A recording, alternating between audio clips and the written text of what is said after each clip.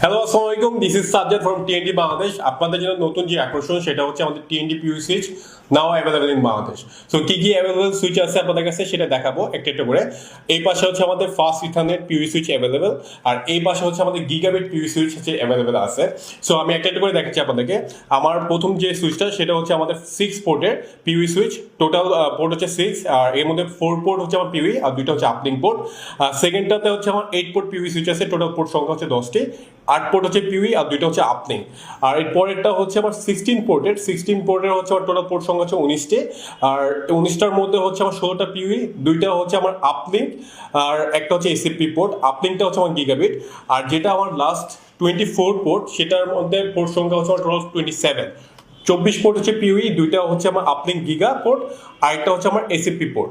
এই হচ্ছে আমার ফাস্ট ইথারনেটের সুইচগুলো। এরপরে এই পাশে যেগুলো আছে সেগুলো হচ্ছে আমাদের গিগাবিটের পিউই সুইচ।